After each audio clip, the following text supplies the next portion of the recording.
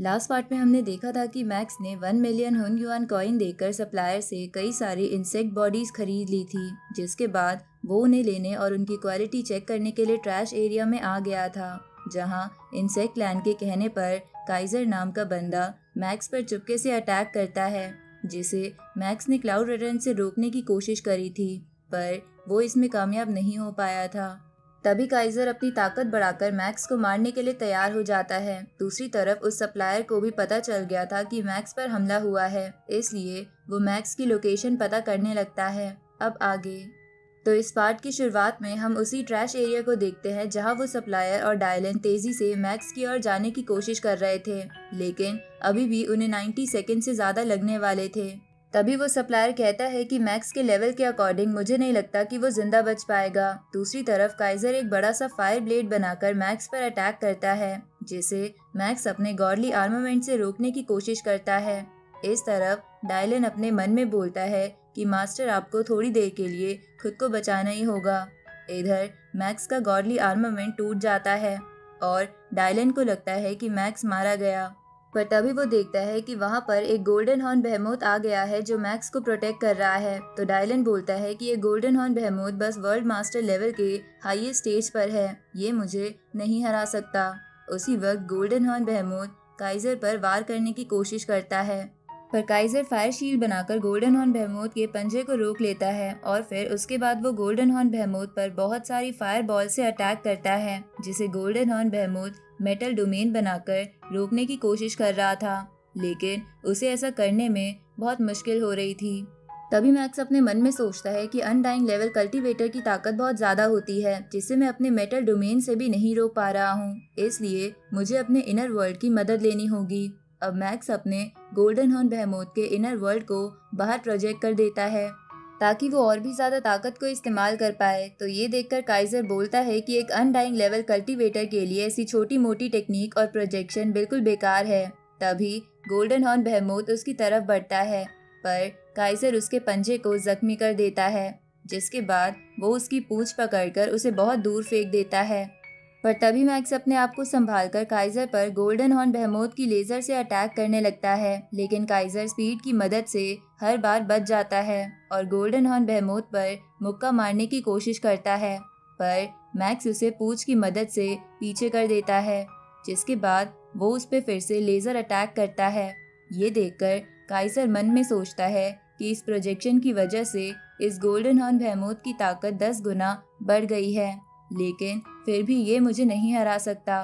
अब काइजर बहुत सारे स्पिरिचुअल हैंड्स बना के गोल्डन हॉर्न बेहेमोथ की लेजर रोक कर उस पर अटैक कर देता है, जिसकी वजह से वो प्रोजेक्शन भी डिस्ट्रॉय हो जाती है। जिसके बाद काइजर कहता है कि अनडाइंग लेवल कल्टीवेटर की ताकत तुम नहीं सह सकते।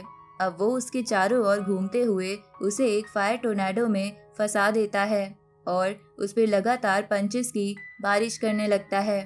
तभी मैक्स मन में सोचता है कि अब मैं सिर्फ उस स्टैचू की ताकत का इस्तेमाल कर सकता हूँ।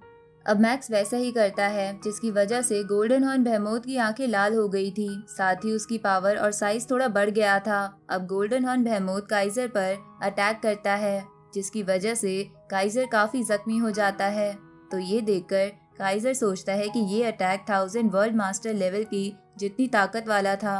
अब गोल्डन हॉर्न बेहेमोथ फिर से स्पेस में क्रैक बनाकर अलग अलग डायरेक्शन से काइजर पर अटैक करता है, पर काइजर फिर से गोल्डन हॉर्न बेहेमोथ की पूंछ पकड़कर उसे स्पेस क्रैक से बाहर खींच लेता है। जिसके बाद मैक्स सोचता है कि मैंने अपने सारे ट्रम्प कार्ड्स इस्तेमाल कर लिए, पता नहीं मैं इसे कैसे हराऊं। इधर काइजर भी सोच रहा था कि मैं एक वर्ल्ड मास्टर लेवल के गोल्डन हॉर्न बेहेमोथ से लड़ने में इतना टाइम कैसे लगा रहा हूँ। इसके बाद वो गोल्डन हॉर्न बेहेमोथ पर अटैक करते हुए सोचता है कि मेरे पास समय बहुत कम बचा है, एक बार इसकी मदद करने के लिए कोई आ गया तो मेरी सारी मेहनत वेस्ट हो जाएगी।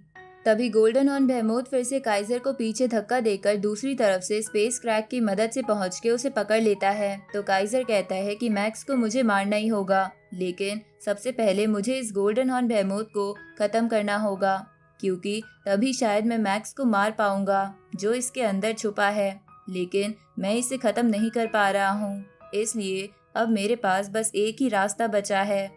अब काइजर अपने आप को ब्लास्ट कर लेता है, जिसकी वजह से बहुत बड़ा धमाका होता है, जिसे गोल्डन हॉर्न बेहेमोथ भी नहीं रोक पा रहा था और उसकी आंख की गर्मी में जल रहा था। तभी मैक्स हमें बताता है कि एक अनडाइंग लेवल कल्टीवेटर जब अपने आप को एक्सप्लोड करता है तो एक सुपरनोवा एक्सप्लोजन जितनी एनर्जी निकलती है। इधर हम देखते हैं कि उस एनर्जी की वजह से आपस के कई प्लैनेट तबाह हो गए थे। साथ ही गोल्डन हॉर्न बेहेमोथ की सिर्फ हड्डी बची थी। इधर डायलन और वो सप्लायर ये सब देखकर चौंक जाते हैं और अपनी स्पेसशिप को कंट्रोल में करने लगते हैं। दूसरी तरफ हम देखते हैं कि मैक्स ने अपने आप को मूसा क्लैन वाली बॉडी में बदल लिया था, जिसकी स्पेशल एबिलिटी की मदद से उसने अपने आप को ब्लैक लिक्विड में बदलकर खुद को बचा लिया था। तभी उस गोल्डन हॉर्न बेहेमोथ की हड्डियां उसके पास आती हैं तो मैक्स उन्हें एब्जॉर्ब कर लेता है, जिसके बाद मैक्स बोलता है कि जब तक मेरा कोर डिस्ट्रॉय ना हो मुझे नहीं मारा जा सकता।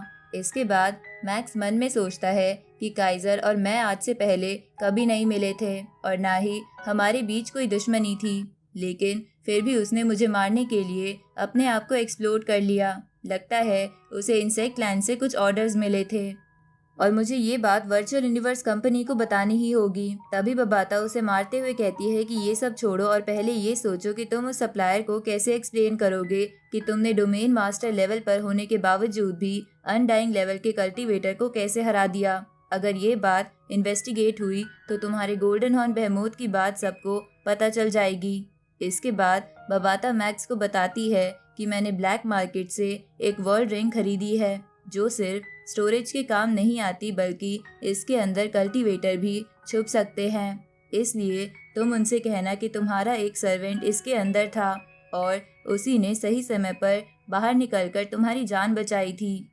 उसी वक्त डायलन और सप्लायर वहां पहुंच जाते हैं, जिसके बाद डायलन मैक्स की जांच करते हुए उससे पूछता है कि क्या आप ठीक हो। इस पे मैक्स हाँ करते हुए कहता है कि हाँ मैं ठीक हूँ। अब वो सब स्पेसशिप में बैठ जाते हैं और वापस जाने लगते हैं, जहाँ जाते वक्त मैक्स सबको बताता है कि काइजर ने मुझ पे हमला करा था।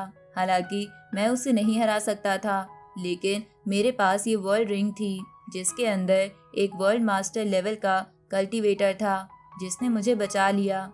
ये सुन के वो सप्लायर कहता है कि तुम्हारे पास सच में एक तुरुप का इक्का था जिससे तुम बच गए, लेकिन मुझे अभी भी समझ नहीं आ रहा कि एक वर्ल्ड मास्टर लेवल के कल्टीवेटर ने एक अनडाइंग लेवल के कल्टीवेटर को कैसे हराया।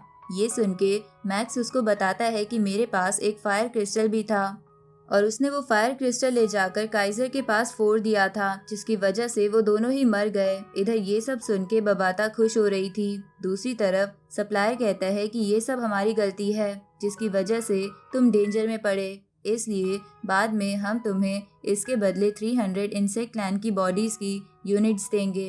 ये सब सुन के बबाता काफी खुश हो जाती है। साथ ही मैक्स भी सप्लायर को थैंक यू बोलता है, लेकिन तभी सप्लायर मैक्स से कहता है कि काइजर और हमारे 2 मेंबर्स आज मर गए हैं, इसलिए हो सकता है तुम थोड़ी मुसीबत में पड़ जाओ।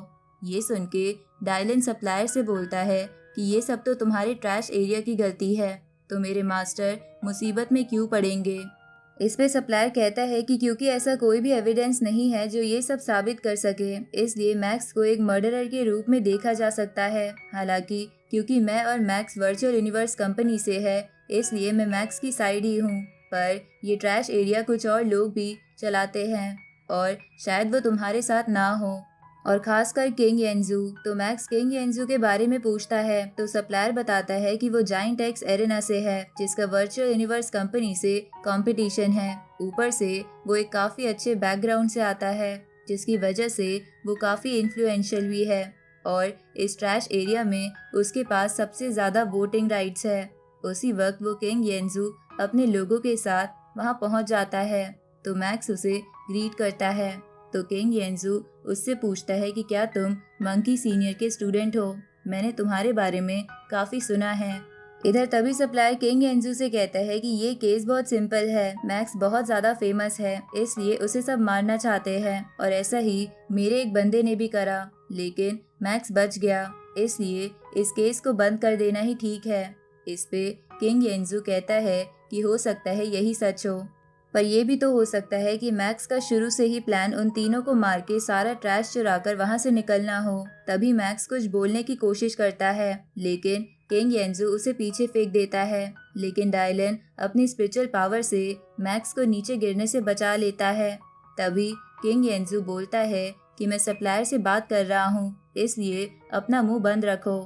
तभी डायलन गुस्से में अपना ऑरा रिलीज करता है तो किंग येंजू के सैनिक भी उसके साइड में आ जाते हैं। ये देखकर सप्लायर कहता है कि ये सब करने की कोई जरूरत नहीं है। इस पे किंग येंजू कहता है कि कैसे नहीं है, उस ब्लास्ट की वजह से हमारा कितना बड़ा नुकसान हुआ है। भले ही काइजर मैक्स को मारना चाहता हो या मैक्स उन तीनों को, ये सब हम इन्वेस्टिगेट करके पता लगा लेंगे। अब किंग येंजू सप्लायर से कहता है कि तुम्हारे अलावा इन्वेस्टिगेशन के लिए सब मान गए हैं, इसलिए तुम भी हाँ कर दो। इधर मैक्स सोच रहा था कि क्या ये किंग येंजू मुझसे नफरत करता है जो ये मेरे पीछे पड़ गया है। इधर सप्लायर भी इस डिसीजन के लिए मान जाता है। तभी किंग येंजू मैक्स को स्पिरिचुअल पावर से अपनी ओर खींच लेता है, जिसकी वजह से डायलन को उसकी फिक्र होने लगती है। तो सप्लायर डायलन से कहता है कि तुम चिंता मत करो, मैक्स की सेफ्टी की जिम्मेदारी मैं लेता हूँ। इधर किंग येंजू मैक्स से बोलता है कि तुमने बताया था कि काइजर ने सबसे पहले उन दोनों को मारा और फिर तुम पर अटैक करा और एंड में तुम्हारे ही साथी ने काइजर को मार दिया, क्या ये सब सच है? इस पे मैक्स हाँ करता है। तो किंग येंजू मैक्स से पूछता है कि क्या तुम्हारे पास कोई पेमेंट का प्रूफ है कि तुम वो फायर क्रिस्टल कहाँ से लाए थे जिसे फोड़कर तुम्हारे सर्वेंट ने इतना बड़ा ब्लास्ट करा था। इधर सप्लायर किंग येंजू से कहता है कि तुम्हें अपना गुस्सा कंट्रोल करना होगा। इधर मैक्स किंग येंजू से कहता है कि अगर तुम्हें मेरा जवाब सुनना है तो तुम्हें सबसे पहले मुझे छोड़ना होगा। ये सुन के किंग येंजू मैक्स को जमीन पर फेंक देता है। तो ये देखकर डायलन आगे आने लगता है, पर मैक्स उसे रोक देता है और फिर खड़ा होकर किंग येंजू से कहता है कि मेरे पास कोई पेमेंट प्रूफ नहीं है। ये सुन के किंग येंजू बोलता है कि मतलब तुम ये सब बस कहानी बना रहे थे। ये सब सुन के मैक्स बोलता है कि एक ट्रेजर को पाने के कई तरीके हो सकते हैं, वो कहीं भी मिल सकता है और उसे एक दूसरी स्पीशीज से दूसरी करेंसी में खरीदा जा सकता है, इसलिए उसका कोई पेमेंट प्रूफ मेरे पास नहीं है। और मैं आपको ये E9 लेज़र भी दिखा सकता हूँ जो मुझे डेविल माउंटेन पर मिली थी और इसका भी पेमेंट प्रूफ मेरे पास नहीं है। ये सुन के किंग येंजू मैक्स से बोलता है कि तुम्हारा वो सर्वेंट कहाँ से आया था और उसकी आइडेंटिटी क्या थी। तभी बबाता जल्दी से सिस्टम को हैक करके उसके अंदर सर्वेंट लिस्ट में एक नकली नाम डाल देती है और वही मैक्स किंग येंजू को भी दिखा देता है। तभी किंग येंजू बोलता है कि तुम एक डोमेन मास्टर लेवल के कल्टीवेटर हो, तो एक वर्ल्ड मास्टर लेवल का कल्टीवेटर तुम्हारी बात क्यों मान रहा था। ये सुन के वहाँ खड़े सब सोच में पड़ जाते हैं। तभी मैक्स कहता है कि वो मेरी बात इसलिए मान रहा था क्योंकि मुझे सोल कंट्रोल टेक्निक आती है और मैंने उसे सोल सीलिंग कसम चढ़ा रखी थी। ये सुन के किंग येंजू कहता है कि वो तो मीटियोर प्लैनेट की है। उसी वक्त हम थोड़ी देर पहले का समय देखते हैं जहां बबाता मैक्स को हर सवाल का जवाब बता रही थी। तभी मैक्स उससे पूछता है कि क्या मैं सच में उन्हें बता सकता हूं कि मैं मीटियोर स्टार का एक सक्सेसर हूं। इस पे बबाता कहती है कि अब तुम आइडेंटिटी थोड़ी बड़ी हो गई है, ऊपर से मैं नहीं चाहती कि ये बात बस छुपी ही रह जाए। प्रेजेंट में मैक्स किंग येंजू को वो शिप भी दिखाता है जो उसने रिपेयर करवाई थी। तभी मैक्स किंग येंजू से कहता है कि क्या इतना एविडेंस ठीक है। तभी सप्लायर हंसते हुए बोलता है कि लगता है अब सब मिसअंडरस्टैंडिंग दूर हो गई है। लेकिन किंग येंजू को गुस्सा आ रहा था और वो मैक्स से बोलता है कि अगर तुम सच बोल रहे हो तो अपनी सोल पर लगे डिफेंस को हटाओ और मुझे अपनी मेमोरीज देखने दो ताकि मैं सब जान सकूं। उसी वक्त किंग येंजू मैक्स पर प्रेशर डालने लगता है और इसी के साथ ये पार्ट यहीं खत्म होता है।